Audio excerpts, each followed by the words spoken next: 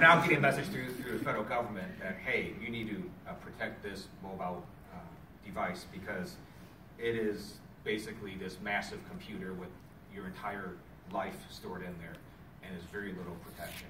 And I'll bet you most of you probably have no protection on it right now. They are free applications you can download. Lookout happens to be one of them. And the reason I know about them, by the way, is because they were on the same 60 Minutes episode. So that's why I know about them. But there's other apps as well that can protect your phone. So you should just look into that because this cell phone is a very unsecured device. Now let me tell you a little bit about the subject of ransomware, which is something that is more likely to occur to you and your business rather than an SS7 foreign government attack. So ransomware is when a group of hackers or a hacker will go into your business and lock up your files. And then they will demand a payment to unlock those files.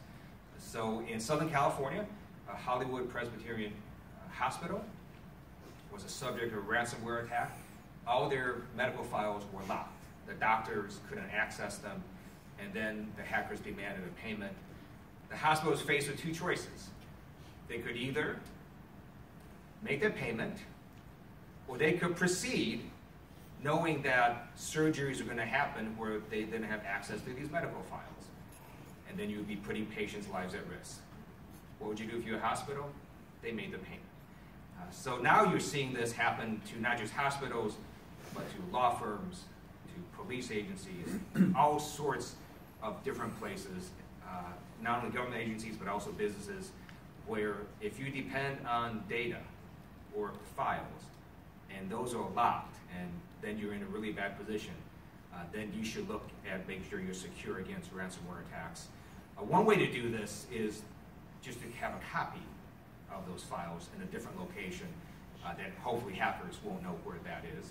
So you could not pay the hackers, figure out how to restore that compromised system while you're using this other system that you have a backup on. You can also contact, again, law enforcement, FBI, and you can also, there's a whole bunch of cybersecurity firms that would also protect your small business or medium-sized business from exactly these kinds of attacks.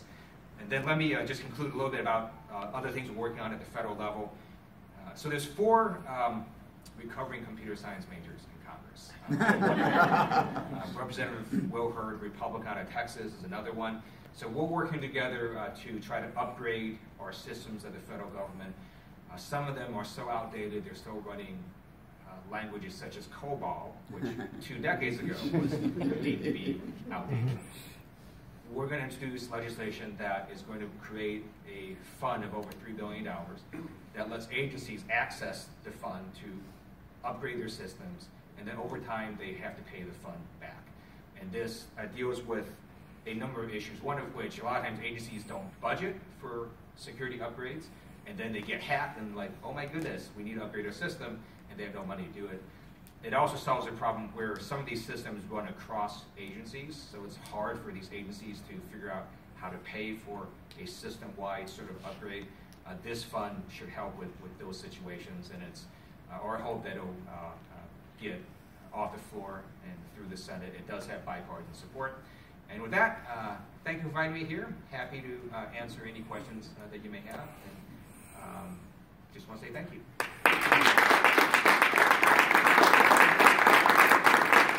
I have my hand up.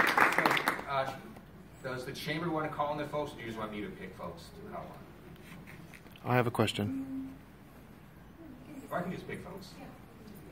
So anybody have questions? Right here. Okay. Arthur, go ahead. So we've got the State Senate President, Kevin De Leon, announced on the floor in committee that he has relatives in this country illegally, and they use fake IDs, and they use false social security numbers that they buy in MacArthur Park. So I want to know, what steps are you going to take to ensure that the State Senate President is held accountable for announcing identity fraud? He is a State Senate President announcing identity fraud in our legislature. You are a Judge Advocate General, I believe. Are you going to start filing charges? Will you issue a letter to Attorney General Jeff Sessions to have him arrested? Will you direct California Attorney General Javier Becerra to do something about this. I don't think it's a funny issue, sir. It's serious. Because it is about topic, sir, because this is about identity theft. It's about security. It's a huge issue. And he's the state Senate president for this state, and you haven't said anything. That's unacceptable. So now I get to talk. The reason I'm smiling is because you don't really understand sort of the different distinctions within government. Yes, I do, sir. Please don't talk down to me. This is a federal crime that he's announcing. Okay, please don't talk down to me, and please don't insult me, sir. I am very well aware of the different branches of government and jurisdictions. I'm not trying to insult you. So, answer, please. Go ahead. But just let me talk. Okay. A JAG is a military Judge Advocate General. I just referred to that because that's your background. So, please just let me talk without okay, interrupting. please answer my question. A JAG is a military officer. When I go on active duty and serve as a JAG, I follow lawful orders. I do what the Air Force wants me to do. Air Force JAGs have no jurisdiction over the state Senate president. Okay, that's fine, but you as a congressman are connected with the Attorney General of the United States. You could submit information to him, a letter. So please don't diatribe with that. If another question on cybersecurity, I'm happy to answer. You didn't answer my question, sir. Yes, Arthur, Arthur, I'm sorry. I'm going to interrupt for a second. So we have a very limited time, Arthur, and I really want to talk about small businesses. Okay. So we're gonna direct the questions to other small business owners, and then and because I really want to stay on topic. So. Okay. You did open this up to everybody, just to let the record show. You allowed anybody to. And then okay. We allowed you to ask a question, okay. And then we're going way off topic, and we have limited time because we still want to get to our panel.